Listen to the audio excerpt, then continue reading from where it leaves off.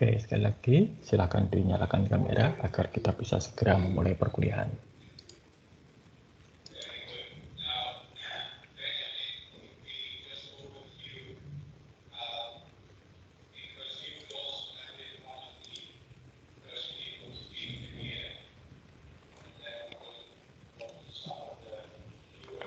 Baik, terima kasih. Nah,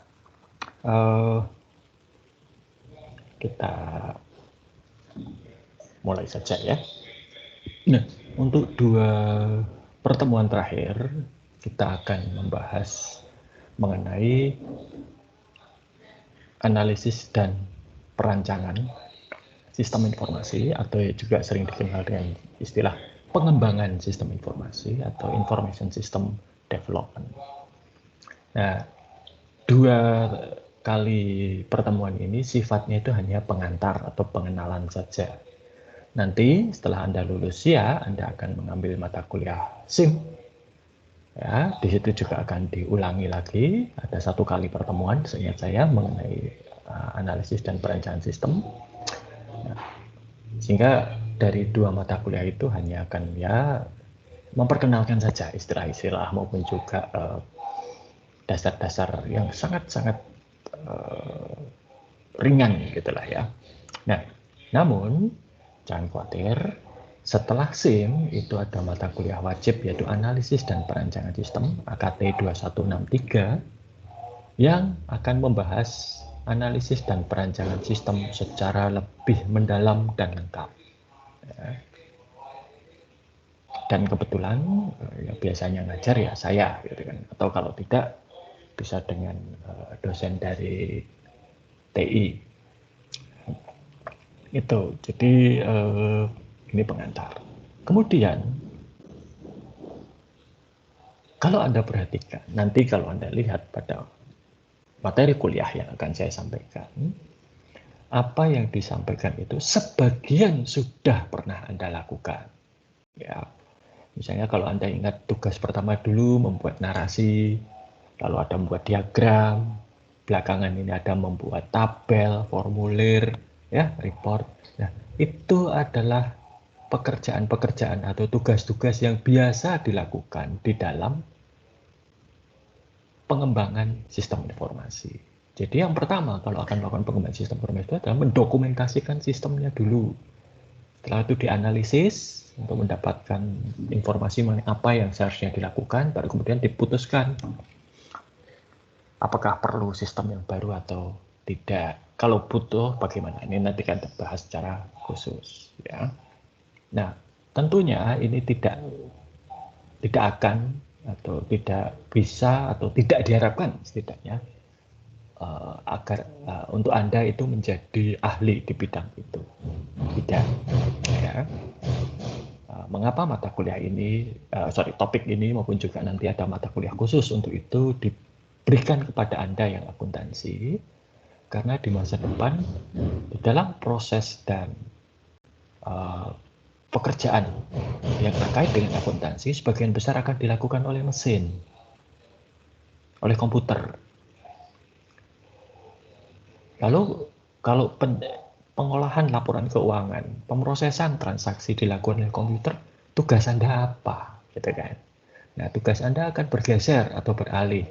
Satu, tentunya nanti menjadi pihak yang berpartisipasi secara aktif, berkontribusi signifikan di dalam pengembangan sistem itu sendiri. Yang kedua, Anda nanti akan bergeser. Kalau selama ini Anda itu berada di istilahnya di proses itu Anda menyiapkan laporan keuangan. Besok laporan keuangan ini sudah akan disusun oleh komputer. Ya sekarang sudah mulai ya, dan sudah banyak yang beralih ke otomatis. Nah, tugas Anda bergeser tidak lagi menyiapkan laporan keuangan, tetapi menjadi orang-orang yang membaca laporan keuangan tersebut, kemudian menggali atau istilahnya menemukan informasi apa yang terkandung di dalam laporan-laporan keuangan tersebut untuk membuat keputusan bisnis. Ya. Gitu. Ya, makanya Anda diberi materi mengenai analisis dan perancangan sistem supaya nanti Anda bisa berkontribusi secara aktif dan signifikan. Ya. Nanti saya jelaskan minggu depan mungkin ya pada materi terakhir akan saya jelaskan mengapa Itu penting. Ya. Orang informatika pasti bisa membuat program, software, aplikasi. Tetapi aplikasi yang sesuai dengan kaidah-kaidah akuntansi itu membutuhkan pengetahuan akuntansi yang cukup kuat. Disitulah Anda masuk. Ya. Sebab kalau tidak nanti ya, bisa ngawur. Tidak sesuai dengan kaidah-kaidah akuntansi yang berlaku maupun juga standar akuntansi yang berlaku, dan itu fatal. Ya, oke. Saya share dulu materi kita. Ya. Oke, jadi ini judulnya adalah pengantar atau perkenalan pada pengembangan sistem dan analisis sistem. Kenapa sistem itu harus diganti? Ya, karena lingkungan berubah, teknologi berubah, persaingan juga berubah. Pesaing-pesaing kita berubah, ya kita juga harus turut menyesuaikan. Ya. Kita lihat saja misalnya media massa, koran, majalah yang cetak. Gramedia, kelompoknya Kompas Gramedia itu berapa koran dan majalah yang sudah harus berhenti beroperasi, ditutup. Karena apa? Peta persaingan berubah, media tidak lagi menjadi cetak atau elektronik. Gitu ya. Media berubah menjadi media digital. Dulu dikotominya kan cetak atau elektronik dalam artian TV dan radio. Dan muncul internet, muncul sosial media, maka berubah peta persaingan. Nah, kalau tidak ikut berubah, ya bubar, kalah bersaing. Gitu ya.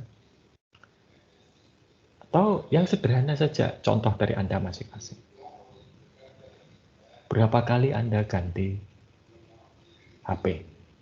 Berapa kali Anda ganti laptop? Atau ganti komputer? Nah, peristiwanya kecil, Anda ganti HP misalnya. Mungkin karena HP yang lama sudah tidak memenuhi kebutuhan, mungkin HP yang lama hilang atau rusak sama sekali, mungkin dapat hadiah HP baru, atau mungkin Anda punya cukup tabungan untuk membeli HP yang Anda idam-idamkan. Faktanya adalah Anda mengganti sistem.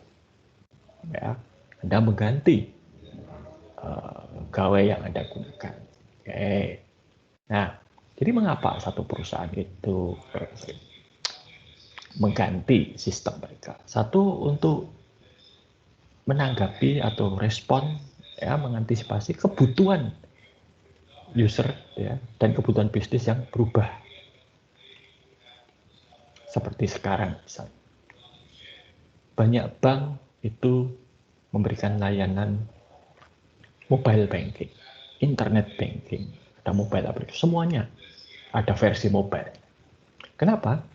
Karena sebagian besar pengguna, konsumen, itu mengakses layanan-layanan tersebut dengan perangkat mobile, smartphone, tablet. Sehingga kalau itu tidak bergerak ke sana, kehilangan. Sekarang ini kantor cabang, itu sudah tidak penting. Dulu bank bisa bangga bahwa cabangnya banyak. Sekarang tidak bisa. Karena cabang berarti biaya. Anda mungkin belum tahu ya, tapi kalau Anda berkunjung ke kampus gitu ya, Anda mungkin belum pernah berkunjung ke kampus. Banknya Atma Jaya itu yang dipakai semua karyawan Atma Jaya karena gaji di transfer itu adalah CIMB Niaga. Dulu di gedung rektorat di kampus 2 itu ada cabangnya Bank Niaga, kantor kas, ya bukan cabang, kantor kas. Tapi beberapa tahun yang lalu tiba-tiba kantor kas ini berubah. Kalau dulunya masih bisa transaksi dilayani oleh teller, sekarang tidak lagi. Itu berubah menjadi digital lounge, di mana semua transaksi itu dilakukan oleh mesin dan nasabah yang bersangkutan. Ya, jadi itu karena ya punya kantor cabang fisik itu mahal, maka sekarang kantor cabangnya digital. Oke. Memanfaatkan kemajuan teknologi. Nah, ini bisa terlihat adalah pada kasus Gojek misalnya. Gojek ini mengubah peta transportasi dengan cara memanfaatkan dua hal ya, yang ada di Indonesia dan sudah cukup. Pertama tentunya adalah layanan ojek. Ya. Ojek ini sudah lama ada, tapi dulu kan ojek itu sistemnya main tembak ya. Jadi kalau dari satu titik A ke titik B, ini si pengendaranya akan nembak, gitu kan. Saya nggak tahu kalau di kota lain, tapi di Jogja itu pernah ada layanan ojek dengan Argo. Jadi seperti taksi itu ya, itu diletakkan di motor, jadi nanti berapa kilometer total perjalanan, berapa rupiah per kilometernya itu transparan, kelihatan. Ya. Namun ini juga tidak berkembang besar. Kenapa? Karena masih ada satu hambatan, itu pada sisi konsumen. Bagaimana konsumen ini bisa memesan layanan. Gojek hadir dengan memanfaatkan perubahan teknologi, yaitu munculnya atau populernya smartphone.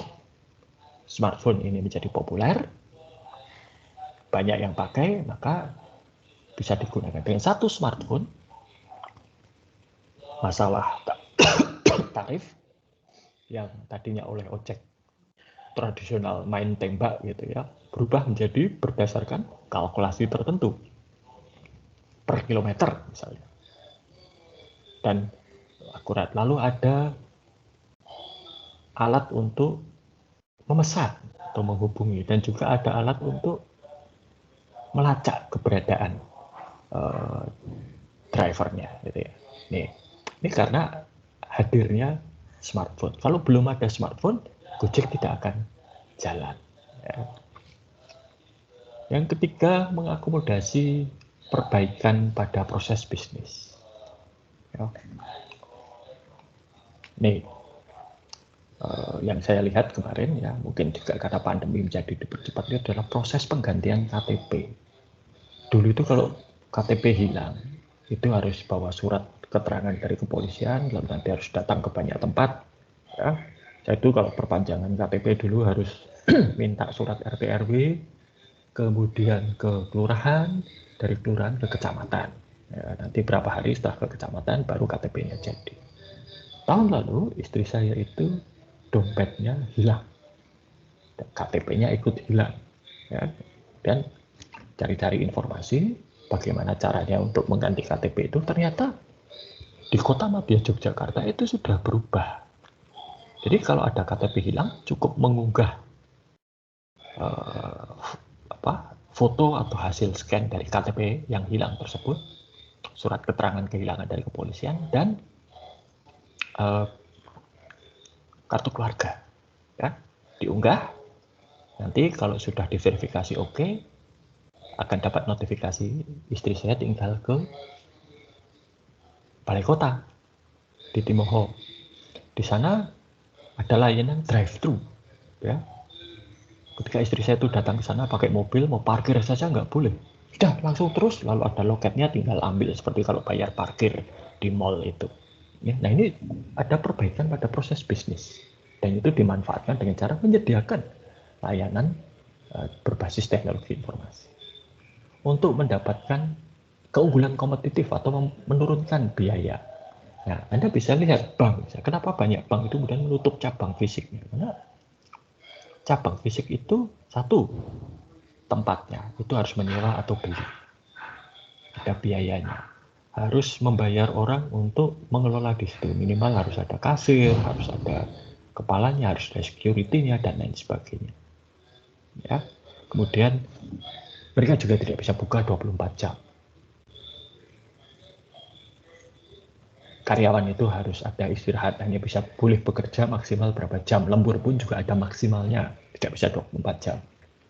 Harus ada hari liburnya, harus cuti, dan lain sebagainya. Begitu itu diganti mesin, semua masalah itu hilang. Ya. Mau hari libur, mau hari apapun, siang malam, mesin bisa beroperasi. Ya, tidak butuh kenaikan pangkat, tidak butuh kenaikan gaji, tidak butuh cuti, ya, dan tidak terpengaruh emosi. Biaya turun dengan tanpa mengorbankan kualitas layanan. Ya. Dan tentunya ini kemudian berlanjut kepada nomor 4. Kalau biaya turun sedangkan pendapatan tetap atau naik, produktivitas meningkat. Lalu berikutnya mengakomodasi pertumbuhan. Ya, ini terutama terkait dengan ukuran perusahaan. Kalau tadinya mungkin hanya punya 1.000 konsumen, sekarang punya 10.000 konsumen. Kalau tadinya hanya melayani lokal, Jogja sekarang sudah punya konsumen di berbagai negara. Nah, tanpa teknologi nggak mungkin. Ini bahkan dari 20 tahun yang lalu ketika saya melakukan penelitian untuk S3, itu sudah banyak perusahaan UKM ya di Jogja ini yang punya pelanggan sampai ke Eropa Barat, Amerika Utara, Australia, gitu ya, Cina. Kenapa? Mereka bisa ya komunikasi dengan email saja. Order datang lewat email, nanti kemudian kemajuan status ordernya bisa diupdate melalui email. Misalnya ya saya tahu persis itu adalah furniture ya, mebel, ada pesanan dari Inggris, mebel meja sekian. Nah, nanti bisa ditunjukkan ketika kayunya datang di foto, ketika kayunya sedang dikeringkan di oven di foto, ketika papan sudah dipotong di foto, dilaporkan. Jadi itu semua hanya berbekal kamera digital dan email saja. Nah, dengan berbekal teknologi ini bisa melayani konsumen dari seluruh dunia. Ya. Lalu juga mengakomodasi downsizing atau distribute decision making. Jadi seperti misalnya boleh atau tidak seorang pelanggan itu membeli secara kredit, itu tidak perlu ke kredit manager, cukup pakai komputer sudah tahu, oh ini punya batas kredit sekian, masih ada sisa berapa, nggak ada masalah. Ya, atau oh ini sudah nggak boleh beli secara kredit, kenapa? Yang lama belum dilunasi. Gitu. Dan juga mengintegrasikan berbagai sistem yang tidak kompatibel. Ya. Sistem-sistem yang dulunya tidak bisa saling bicara. Sekarang kalau Anda lihat, ya, Anda memotret dengan kamera Canon misalnya, dan fotonya dimasukkan ke iPhone, dikirim melalui Instagram, atau melalui WhatsApp gitu ya, diterima di Android, dan dicetak menggunakan printer Epson. Tidak ada masalah. Meskipun itu berasal dari produsen yang berbeda, alatnya beda, mereknya beda, semua bisa saling bicara. Ya. Dan yang terakhir tentunya adalah mengganti sistem yang sudah tua dan tidak lagi stabil atau bahkan tidak mampu lagi memenuhi kebutuhan. Sama seperti kalau Anda punya smartphone ya yang sudah 10 tahun mungkin ya tidak layak dipakai sekarang. Harus diganti. Nah, yang jadi masalah adalah membuat sistem atau software atau aplikasi yang bagus dan punya kualitas baik itu tidak mudah, mahal dan lama. Ya. Terlebih lagi, mengembangkan sistem itu adalah aktivitas yang abstrak hasilnya. Ya. Software itu abstrak. Anda mungkin bisa menggambarkan data flow diagram, Anda bisa menggambarkan flowchart, Anda bisa membuat model database ya. Tapi nanti ketika sistem berjalan itu kan tidak akan kelihatan. Mana ini flowchartnya, mana data flow diagramnya, mana tabelnya. Tabel pun bahkan harus tersembunyi, gitu ya. Maka tidak. Survei ya, itu menunjukkan banyak. Jadi ini ada survei dari KPMG, tapi saya juga ada survei dari lembaga yang lain. Rata-rata sistem mulai dari tahun 95 itu bahkan surveinya ya sudah 26 tahun dan angkanya konsisten. Dari total semua proyek pengembangan sistem informasi di dunia, 30% itu berhasil. Berhasil artinya apa? Selesai tepat waktu dan tepat anggaran. Serta sistemnya berjalan seperti yang diharapkan. 2 gagal, itu ada 20%. Gagal artinya ya di tengah jalan harus dihentikan karena sudah merugikan. Nah, yang ketiga itu bermasalah. Bermasalah artinya apa? Satu, selesai tidak tepat waktu, molor penyelesaian.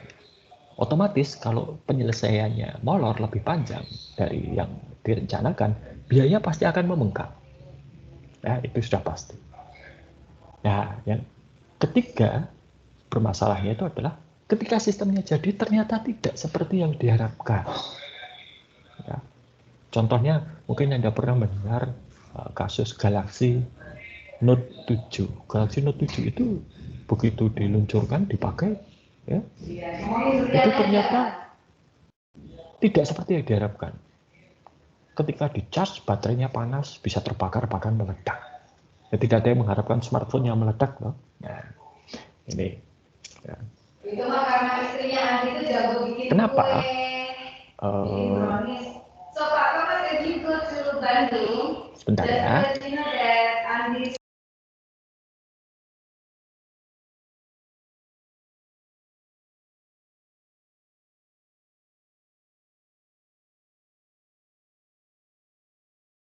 Oke, maaf, ada interupsi sedikit. Ya, jadi sampai gimana tadi? Oh ya, apa kok bisa sampai gagal bermasalah gitu? Dan hanya 30% yang berhasil? Karena tidak mengikuti kaidah-kaidah pengelolaan sistem informasi yang baik, dan juga nanti Anda akan mengenal yang ada yang namanya manajemen proyek, ya, mengelola. Karena pengembangan sistem informasi itu biasanya masuk di dalam jenis proyek. Oke, nanti ada beberapa yang akan kita bahas ya, tetapi ada beberapa. Yang pertama, sistem development life cycle ini akan kita bahas. Perencanaan ini tidak akan kita bahas karena akan dibahas di sistem informasi manajemen. Studi kelayakan atau analisa kelayakan, feasibility analysis akan kita bahas sebentar, tetapi tidak mendalam karena materi ini akan muncul di manajemen keuangan. Ya. Dan kita bahas sedikit mengenai aspek perilaku. Analisis akan kita bahas minggu depan secara lebih mendalam. Oke, nah bagaimana cara kita mengembangkan sistem informasi? Ada namanya metodologi. Metodologi itu adalah urutan-urutan tahapan-tahapan aktivitas-aktivitas untuk mengembangkan sistem. Salah satu metodologi tertua dan yang paling sering digunakan itu adalah SDLC, System Development Life Cycle. Ya. Ini di dalam contoh ini ada 5 langkah, tapi juga ada versi yang 4 langkah. Saya pernah melihat versi yang 6 langkah dan macam-macam. Tapi esensinya semua sama. Ya, oke. Nah, kita mulai dari analisis sistem. Analisis sistem itu apa? Analisis sistem itu mulai dari investigasi awal. Di dalam setiap organisasi, dan ini hukum ekonomi, Anda pasti sudah belajar ini di ekonomi ini pengantar ya, yang namanya kebutuhan itu tidak terbatas. Tetapi sumber daya untuk memenuhi kebutuhan tersebut terbatas. Di dalam organisasi juga, dalam setiap perusahaan juga. Kebutuhan akan sistem informasi, perangkat teknologi informasi itu banyak. Semua pengen. Ya. Tetapi dana, waktu, dan sumber daya yang lain untuk menggunakan itu terbatas, sehingga tidak bisa semuanya dikabulkan. Usulan-usulan untuk membuat sistem informasi, usulan-usulan mengadakan perangkat teknologi informasi tidak bisa semua dikabulkan. Maka kalau ada usulan pengembangan sistem informasi baru, ini dilihat perlu atau tidak. Dan kalau perlu, apakah itu menjadi prioritas sekarang? Mungkin saja perlu, tapi sekarang tidak jadi prioritas. Sekarang ada sistem lain atau hal lain yang lebih penting daripada pengembangan sistem baru tersebut. Mungkin bisa ditunda tahun depan. Oke. Ya, survei. Nah, jadi kalau satu sistem itu dianggap penting dan menjadi prioritas untuk dikembangkan, maka disurvei. Surveinya apa? Survei itu ini yang sudah Anda lakukan sebetulnya, yaitu apa? Melihat sistem yang ada sekarang, yang lama itu seperti apa. Anda sudah membuat dokumentasi, Anda sudah membuat flowchart, DFD, narasi, itu ya. Nah ini. Nah, dan kemudian juga melihat kelemahan dan kelebihan sistem yang ada sekarang itu apa. Mengapa itu harus diganti? Nah, sering sekali saya menjumpai di dalam praktek, satu sistem itu sebetulnya baik-baik saja, tidak ada masalah. Tapi karena tidak dipakai dengan benar, ya jadi bermasalah. Ini, misalnya,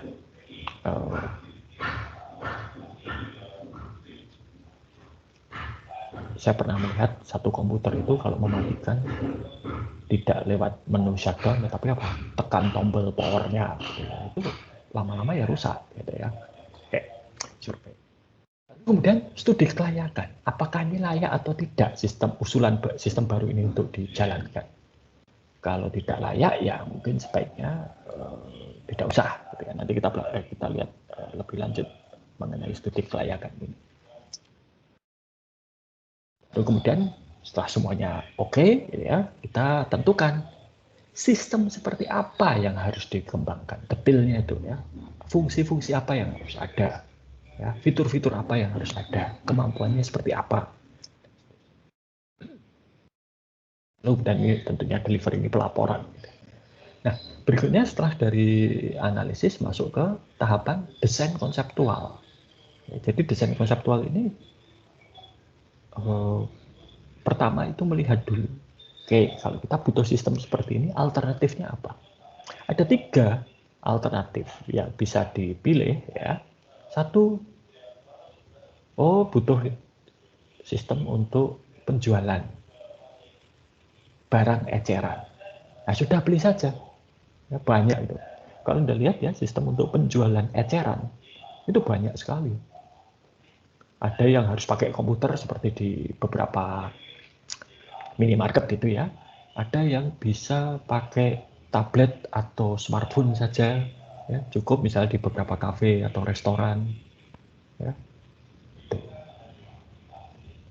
Sekarang sebagian besar sistem baru itu merupakan hasil dari membeli, karena sudah ada yang menyediakan. Kedua, kalau sistem yang kita butuhkan sangat unik, tidak ada orang lain yang butuh sistem yang seperti itu, maka tidak ada pilihan lain, dibuat sendiri dengan tenaga dari dalam, orang-orang dalam, karyawan kita sendiri. Nah, yang jadi masalah adalah kemudian kalau kita tidak punya tenaga ahli untuk mengembangkan itu, maka ya pilihan ketiga, outsourcing atau dibuatkan. Jadi opsinya beli, membuat sendiri, atau dibuatkan. Pada prakteknya, tidak ada satupun perusahaan yang eksklusif membeli saja. Tidak ada juga yang membuat sendiri semua, ataupun yang semuanya dialihdayakan atau di outsourcing. Yang ada adalah kombinasi dari ketiga ini. Ada software-software yang membeli, misalnya ya, seperti Microsoft Office. Kalau kita ambil contoh Atmajaya ya, Microsoft Office, Microsoft Windows, itu beli saja, ngapain buat. Ya. Biaya untuk buat software itu tuh besar sekali. Sehingga kalau sudah ada di pasaran, harganya cukup murah, terjangkau, kenapa tidak beli saja. Toh itu yang kita butuhkan ya, tidak jauh-jauh dari itu. Kedua, membuat sendiri. Membuat sendiri contohnya apa? Anda sudah merasakan Siatma. Nah, Siatma itu membuat sendiri. Karena itu kebutuhan unik untuk mahasiswa Atmajaya, UAJ ya. Tidak untuk mahasiswa Gajah Mada, tidak untuk mahasiswa Sanata Dharma, tapi untuk Atmajaya. Maka dibuat sendiri Siatma. Kemudian, apakah ada yang di outsourcing? Ada. Ya, dibuatkan. Contohnya apa? Contohnya adalah Anda bisa lihat layanan-layanan seperti Microsoft Teams ini, atau juga layanan-layanan seperti email yang Anda pakai yang @students.wajib itu adalah outsourcing. Ya. Dan apapun yang kita putuskan, membeli, membuat sendiri atau dibuat, ya kita harus tahu sistem seperti apa yang kita butuhkan. Sehingga kalau misalnya akan beli yang mana? Misalnya kita butuh Office gitu ya. Beli yang mana? Microsoft Office, LibreOffice, atau Office yang lain? Kalau ada. Oh, kita butuh apa namanya? Alat statistik ya untuk uji saya. Apa? SPSS kah? SAS kah? Atau yang lain? Nah, ini kita buat spesifikasinya ya, lalu kemudian dilaporkan. Nah, kemudian desain konseptual itu termasuk diantaranya nanti Anda harus membuat data flow diagram dan flowchart. Kemudian ada desain fisik. Nah, kalau desain fisik ini sudah nanti dalam bentuk apa? Anda sudah melakukan juga ini desain fisik ini. Desain output, reportnya bagaimana, desain database, desain input dengan formulir. Yang mungkin belum adalah membuat program. Mengembangkan prosedur, sebagian kecil mungkin sudah dalam bentuk Anda membuat manual. Ya kan? Anda sudah membuat manual, itu berarti Anda sudah mengembangkan prosedur. Dan juga pengendaliannya dirancang. Siapa yang bisa menggunakan, kapan digunakan, dan sebagainya. Ya. Oke, lalu, kalau sudah jadi sistemnya secara fisik, ya itu kemudian diimplementasikan. Diimplementasikan itu pertama ya, kalau tentunya kita rencanakan. Segala sesuatu tindakan di dalam dunia bisnis itu harus direncanakan terlebih dahulu. Maka dibuat rencana dulu pertama. Kedua, kalau ada hardware baru yang dibeli, disiapkan, diinstal. Kalau ada software baru yang harus dibeli, ya dibeli, diinstal, disetting, gitu ya, dan seterusnya.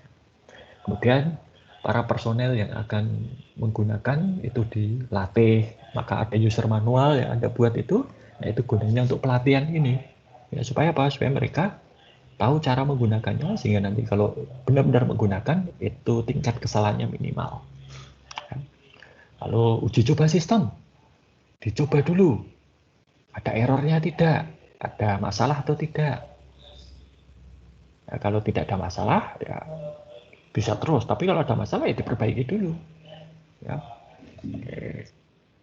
Kemudian dokumentasi. Nah, ini termasuk manual itu adalah dokumentasi. Ya. Dan terus terang di Indonesia itu yang kebanyakan developer di Indonesia itu lemah di dokumentasi. Ya.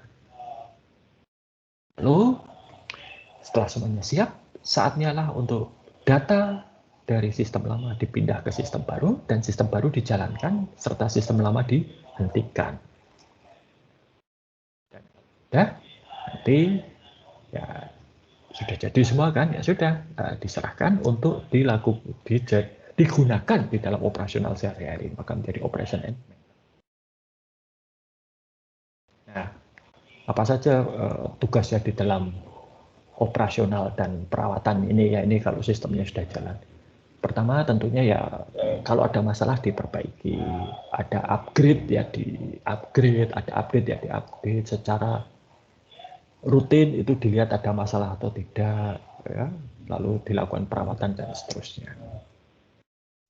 Sampai nanti sistem yang sudah jadi dan digunakan untuk kepentingan atau operasional sehari-hari itu tidak lagi dapat memenuhi kebutuhan, sudah menjadi usang, tidak stabil, sudah ketinggalan zaman, dan lain sebagainya, maka kembali lagi ke langkah awal untuk SDLC, yaitu analisis lagi. Maka disebut sebagai siklus. Kenapa? Ada langkah-langkahnya, dan langkah terakhirnya adalah kembali lagi ke tahap awal, seperti siklus. Gitu ya. Oke. Bisa tidak. Analisa dan perancangan sistem itu adalah kerja kelompok. Tidak ada sistem itu yang dibuat sendiri, satu orang. Tidak ada. Oleh karena itu, Anda bisa melihat mengapa untuk berbagai tugas itu saya membuat secara kelompok.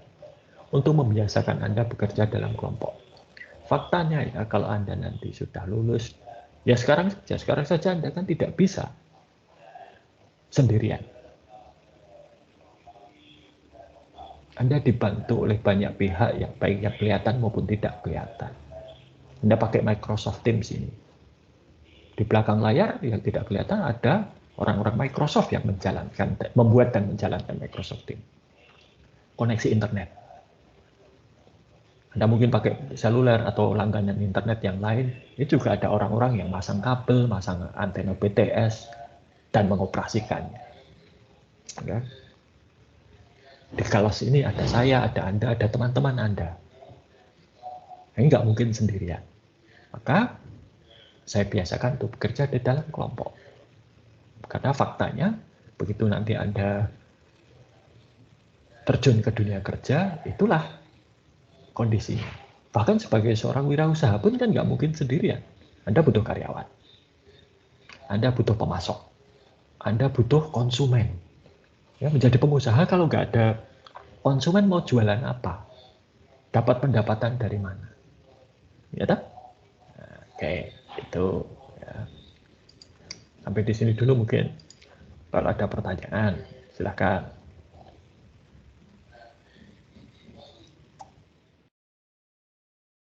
Saya skip dulu beberapa ya, karena itu nanti akan kita bahas secara khusus di mata kuliah analisis perancangan sistem planning ini ya, berbagai macam. Nah, oke. Kita akan masuk ke analisa kelayakan proyek sistem informasi. Ya, jadi satu sistem itu akan dikembangkan kalau memang perlu, penting, jadi prioritas dan layak. Ya. Nah, untuk menentukan kelayakan, Anda bisa melihat Di sini ada orang-orang atau pihak-pihak yang terlibat. Satu, pihak manajemen tentunya. Kemudian orang dengan kemampuan akuntansi khususnya di bidang pengendalian dan auditing. Kemudian ada orang sistem ya, dan para calon pengguna sebetulnya, bukan pengguna. Nah, hasil studi kelayakan ini nanti ada 3. Satu, usulan dinyatakan tidak layak. Kalau usulan dinyatakan tidak layak, ya sudah, usulannya stop, nggak usah diteruskan. Ya, cukup sampai di sini. Tidak perlu diperpanjang. Selesai. Ya. Ini banyak terjadi di dalam praktek. Ya. 2, ternyata dianggap layak. Silahkan usulan ini dieksekusi, dijalankan. Ya, terus. 3, boleh atau diterima usulan tersebut, ya, dijalankan, silahkan. Tetapi harus ada hal-hal tertentu yang diperbaiki atau diubah. Ya. Oke. Saya cerita, jadi dulu ketika saya membantu pemerintah, Kementerian Dalam Negeri ya, untuk pengembangan sistem informasi untuk PNPM Mandiri Perdesaan, ya. Sistem yang lama itu dibuat untuk dibuat menggunakan Microsoft Access. Seluruh Indonesia itu pakai Microsoft Access. Bisa dibayangkan betapa susah payahnya si Microsoft Access ini. Karena Microsoft Access itu sebetulnya database untuk personal. Jadi kalau dipakai se-Indonesia ya jebol, nggak kuat. Oke. Lalu dibuat sistem baru, ada usulan kita pakai yang berbasis web. Jadi bisa diakses melalui internet, seperti internet banking dan lain sebagainya. Ini tahun 2012 2013 ya. Belum seperti sekarang. Pada waktu itu lalu kemudian muncul masalah. Masalahnya apa? Bagaimana dengan di pedalaman? Tim yang melakukan survei, tadi ingat ada survei ya. Tim yang melakukan survei itu sampai ke pedalaman Kalimantan dan pedalaman Papua. Di sana itu jangankan koneksi internet, listrik dan sinyal seluler saja tidak ada. Bahkan saya mendengar cerita dari satu tim yang ke pedalaman Kalimantan, kalau akan kirim SMS, ya, itu adalah handphonenya, jadi ngetik SMS dulu, kemudian tekan tombol kirim, send, masukkan ke sangkar burung, lalu sangkar burungnya itu dikerek ke pucuk pohon tertinggi. Nunggu dulu berapa menit, lalu nanti dikerek turun, dilihat, oh sudah terkirim, oh ada SMS baru, begitu. Untuk kirim SMS saja sudah kepayahan, apalagi untuk mengakses layanan dengan data seluler, seperti Anda misalnya. Sangat tidak mungkin. Nah, maka kemudian proposal itu sebetulnya layak, tetapi bagaimana dengan daerah-daerah yang tidak ada koneksi internetnya? Itu harus dicarikan solusinya. Ya, dan itulah yang specific problem saat resolve. Oke. Nah, ada 5 aspek yang harus dilihat di dalam studi kelayakan. Ya. Itu aspek teknis. Ya. Apakah teknologi untuk sistem yang kita usulkan itu ada, bisa diakses, bisa diperoleh. Itulah mengapa Gojek baru muncul dalam beberapa tahun belakangan ini. Ketika smartphone sudah populer dan banyak digunakan. Ingat ya, tadi saya katakan Gojek itu memanfaatkan popularitas smartphone. Sebelumnya nggak bisa. Karena apa? Tidak banyak orang yang punya smartphone. Saya ingat betul, saya tuh mulai menggunakan smartphone itu tahun 2007. 14 tahun yang lalu. Nah, sebelumnya kan nggak bisa. Maka Gojek ya. Itu pun dan tahun 2009 saya ganti BlackBerry, saya ganti full Android itu tahun 2014. Ya. Oke. Itu ya, jadi kalau teknologinya belum ada ya nggak bisa dipakai. Sinyal nggak ada ya nggak mungkin aplikasi berbasis internet seperti internet banking. Ya. Kemudian kelayakan operasional. Ada nggak orang-orang yang bisa mengoperasikan? Atau kalau tidak ada yang bisa mengoperasikan, opsinya bisa di training, 2 bisa direkrut karyawan baru. Nah, waktu itu tim survei yang untuk PNPM Mandiri Perdesaan ini melihat banyak di lapangan itu para pelakunya banyak yang pendidikannya rendah, tidak terbiasa dengan komputer. Tapi ada satu hal yang menarik, yaitu banyak yang bisa mengoperasikan Facebook. Pada waktu itu yang terkenal Facebook ya, belum seperti sekarang. Facebook kan sekarang sudah tidak terlalu terkenal. Sekarang kan mungkin Instagram, TikTok, dan lain sebagainya. Nah, mereka bisa mengoperasikan Facebook. Oh, berarti kalau akan membuat sistem baru, nanti harus semudah menggunakan Facebook. Itu operational visibility. Kemudian legal visibility. Apakah sistem yang diusulkan itu melanggar hukum atau peraturan perundang-undangan yang berlaku atau kontrak? Ya. Misalnya, Anda membuat aplikasi untuk menghitung pajak penghasilan, tetapi tarifnya keliru, maka itu secara legal atau secara hukum tidak layak. Anda membuat aplikasi untuk menghitung pajak penghasilan, tapi cara menghitungnya keliru, PTKP-nya keliru, maka itu tidak layak secara hukum. Karena apa? Itu tidak sesuai, tidak patuh, tidak mengikuti aturan perpajakan yang berlaku. Demikian juga dengan software akuntansi, ya. Penjualan tidak bertambah di kalau ada penjualan, kredit kreditnya keliru, postingnya keliru, itu tidak layak. Gitu ya. Oke. Lalu yang keempat, kelayakan jadwal. Bisa nggak selesai tepat waktu? Nah, kalau jadwal ini terkait dengan pengerjaannya. Anda tahu di Indonesia itu banyak hari libur. Nah, ini maka kalau membuat rencana jadwal ini harus memperhitungkan hari libur tersebut. Ya. Dan hari libur ini kadang juga kita harus memperhitungkan cuti karyawan. Ya. Lalu juga misalnya, ya ini saya bukannya diskriminasi, tetapi kalau ada wanita, karyawan yang wanita dan kebetulan sedang mengandung, ya harus kita hitung bahwa si karyawan wanita ini nanti satu saat ketika proyek berjalan harus cuti melahirkan. Nah, kalau cuti melahirkan harus ada gantinya ya. Oke. Itu. Lalu, nah contoh yang lain yang sering membuat pusing itu adalah kalau di Bali.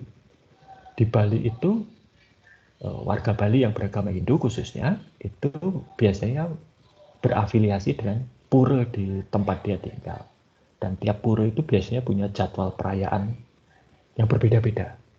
Nah, kalau sedang ada perayaan tertentu, semua anggota pura libur dari tempat kerjanya dan ikut berpartisipasi di dalam perayaan tersebut. Dampaknya dia harus izin tidak masuk kerja. Maka di Bali ini sering sekali terjadi satu kantor misalnya gitu ya, ada karyawan-karyawan orang Hindu Bali di situ, mereka gantian liburnya. Nanti si A karena puranya ada perayaan, nanti besoknya si B. Sehingga sangat jarang ada satu hari di mana semua karyawannya lengkap. Nah, tentunya ini menjadi tantangan ya. Kita tidak mungkin melarang orang menjalankan ibadah, itu hak asasi dan dijamin oleh undang-undang. Maka yang bisa dilakukan adalah mengantisipasi hal-hal tersebut. Ya. Kita siapkan orang-orang yang ya kalau yang satu mengikuti cuti karena perayaan di pura, ya yang lain bisa menggantikan. Gitu ya. Nah, terakhir ini yang paling sering dibahas juga dan paling banyak metodenya adalah kelayakan secara ekonomis. Pada prinsipnya kelayakan ekonomis itu adalah manfaat sistem yang diusulkan itu harus lebih besar daripada biayanya. Nah, cara menghitungnya ada macam-macam, itu jatah dari manajemen keuangan. Saya tidak akan mengambil jatah itu. Adalah sekarang biaya itu biasanya jelas dan berwujud atau tangible. Ya. Sewa tempat untuk pengembangan sistem, bayar. Menyewa, mempekerjakan programmer, bayar. Mempekerjakan sistem analis, bayar. Beli laptop, komputer, dan lain sebagainya, bayar. Nyewa ini itu, bayar. Rapat, konsumsi, bayar. Ya. Dah. Nanti sistemnya jadi dioperasikan, butuh komputer, beli komputer, bayar. Ada listrik untuk mengoperasikan komputer, bayar. Butuh koneksi internet, bayar, dan seterusnya. Biasanya cost itu cukup jelas dari awal sudah kelihatan, dan angkanya bisa diestimasi dengan akurasi yang cukup baik. Yang jadi masalah itu adalah benefit. Ada banyak manfaat dari sistem informasi itu yang sifatnya tidak berwujud. Ya, contohnya misalnya kalau penghematan biaya bisa dihitung, tapi misalnya meningkatkan pelayanan pada konsumen. Pelayanan pada konsumennya membaik. Membaik. Bagus itu. Jelas kan. Dan tidak ada yang, saya kira tidak ada teori di marketing yang mengatakan bahwa meningkatkan atau memperbaiki layanan pada pelanggan itu hal yang jelek. Masalahnya itu berapa rupiah? Mau diberi tarif berapa rupiah? Kenapa? Cost-nya rupiah. Kita harus membandingkan itu dengan satuan yang sama. Anda tidak bisa membandingkan kilogram dengan liter. Atau Anda tidak bisa membandingkan jam dengan kilometer. Berapa menit itu nggak bisa dibandingkan. Ya, ini pengendalian manajemennya lebih baik, kepuasan kerja meningkat, moral karyawan membaik, meningkat. Tidak ada yang membantah, itu penting. Tapi itu berapa rupiah? Sangat sulit untuk dikuantifikasi. Ya, nah itu yang biasanya menjadi masalah di dalam studi kelayakan di sistem informasi. Ya. Nah, ini cost-nya ya, Anda bisa lihat bahwa ini banyak sekali komponen biaya itu dan jelas dari depan sudah. Oke. Nah, ini metode-metodenya nanti saya tidak akan bahas secara khusus karena ini sudah ada. Nah, berikutnya itu adalah aspek perilaku. Sistem apapun itu tidak akan jalan kalau orang-orangnya tidak bisa menjalankan, tidak mensupport atau ya tidak baik gitu ya. Sistem sebagai apapun akan gagal kalau ditolak oleh para pemangku kepentingan. Maka ini perlu langkah, dan dari pengalaman saya baik di bidang di dunia akademis maupun di dunia kerja selama lebih dari 20 tahun lah ya. Permasalahan utama pengembangan sistem informasi itu bukan berada pada masalah teknis. Membuat aplikasi itu gampang. Ya. Bikin database itu kecil. Ya. Yang jadi masalah adalah pada aspek perilaku ini. Ya. Tiap manusia itu punya agenda. Ini dari dulu di kuliah pertama sudah saya sampaikan. Tiap manusia itu punya kehendak sendiri, punya kepentingan sendiri, punya agenda sendiri, punya niat sendiri, punya motivasi sendiri yang mungkin saja berbeda dan tidak selaras dengan yang lain. Ya. Dan ini juga nanti akan terwujud di dalam pengembangan sistem. Bubar semua nanti, ya, kalau saling bertentangan. Nah, maka kita harus bisa peka terhadap hal seperti ini. Dan sebagian besar waktu saya di dalam kegiatan pengembangan sistem itu berurusan dengan aspek perilaku ini. Ya. Nah, kenapa kok bermasalah? Satu, dengan Anda membuat sistem baru, Anda itu memperkenalkan atau Anda itu memulai adanya perubahan. Perubahan itu bisa berdampak baik, bisa berdampak buruk, bisa ya biasa-biasa saja. Ya. Tetapi orang itu selalu curiga pada perubahan. Jangan-jangan, gitu kan. Apalagi kalau tidak tahu. Nah, ini yang harus kemudian diantisipasi dan ditangani. Ya. Coba lihat, ya. Ketika dulu orang mulai mengenal dan handphone, telepon seluler itu menjadi populer. Ya. Muncul perilaku baru yang sangat berbahaya, yaitu mengendarai kendaraan bermotor dan menelpon atau main HP. Nah, jadi ini satu perilaku ya yang muncul karena adanya teknologi baru. menjadi masalah. Bagaimana kita mengatasinya? Apalagi kalau nanti ada penolakan terhadap sistem baru. Nah, ya, satu, kita harus lihat karakteristik dari manusianya. Ya, biasanya kalau karyawan, orang yang muda seperti Anda berpendidikan tinggi dan seperti Anda itu juga sudah dari kecil sudah akrab dengan teknologi, kalau ada perubahan teknologi biasanya tidak akan terlalu negatif lah ya. Biasanya menyambut positif. Mungkin hati-hati tapi bukan berarti lalu menolak begitu saja. Pasti lebih terbuka gitu ya. Sedangkan yang generasi yang lebih tua itu biasanya agak lebih sulit. Ya, seperti kemarin saya ngobrol-ngobrol dengan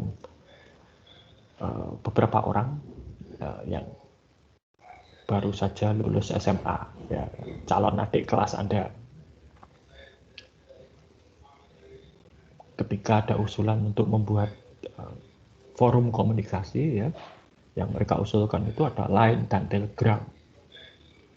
Padahal saya jarang sekali pakai. Saya biasa pakai WhatsApp misalnya. Ya. Ketika diusulkan, wah, buat WhatsApp saja, gitu ya. Nah, saya melihat mereka itu dulu juga yang anak-anak muda ini, calon-calon adik kelas Anda itu dulu ya tahu WhatsApp, tapi mereka dengan mudah pindah ke yang lain-lain. Sedangkan saya tidak. Ya, saya itu agak dulu ketika masih zamannya BlackBerry Messenger saja, lalu muncul WhatsApp, dua-duanya itu saya pakai, tapi bisa dikatakan 70-30, 70% BlackBerry Messenger, 30%. Baru ketika BlackBerry Messenger itu mati, saya 100% pindah ke WhatsApp. Ya, itu.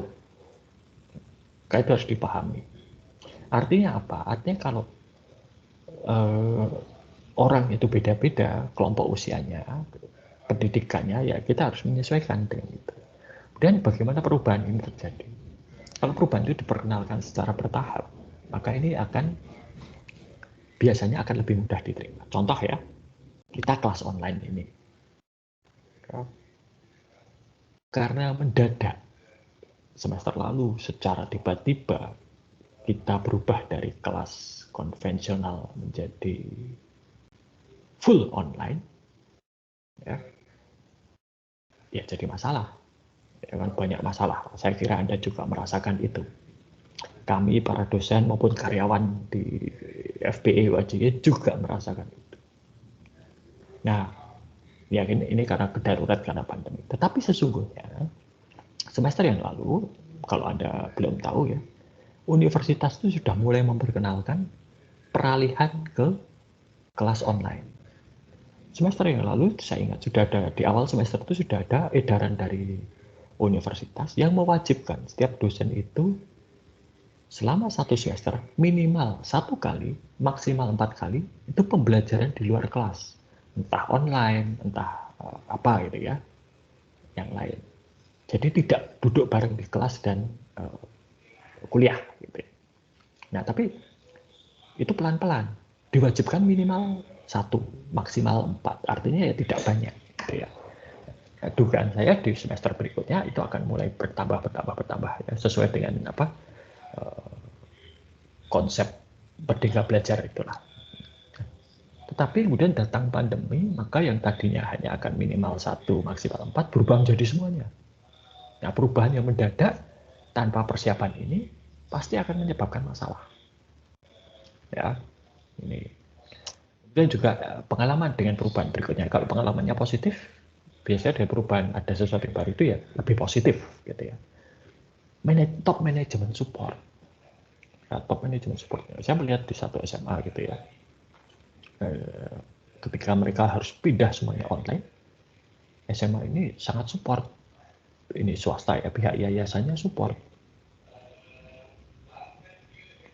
Ruang-ruang kelas diubah menjadi ruang studio, dilengkapi dengan komputer, lalu dibelikan webcam, headset, gitu ya, koneksi internetnya ditambah kapasitasnya dan sebagainya. Dan ini semua keluar uang kan?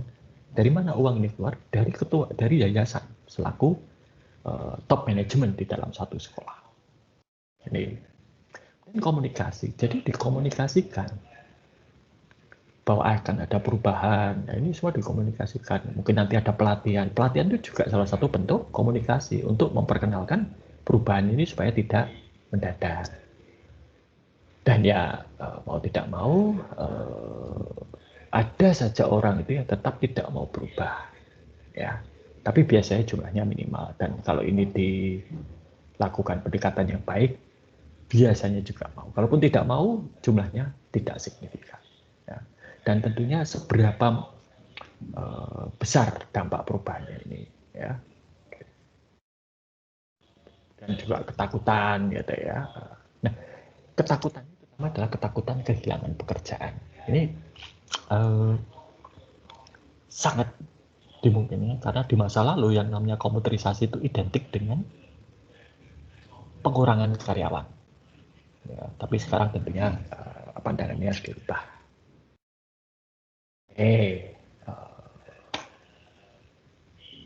Itu saja materi kita untuk hari ini. Apakah ada pertanyaan?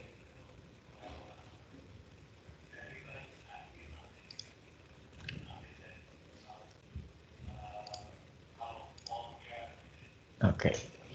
Nah, jadi seperti saya katakan, minggu depan akan saya sampaikan secara lebih mendetail untuk pengumpulan tugas akhir itu apa saja yang harus disiapkan komponennya dan bagaimana itu nanti dikumpulkan, ya. Itu minggu depan. Dan juga kita akan menyelesaikan materi untuk perkuliahan kita 1 semester ini, ya.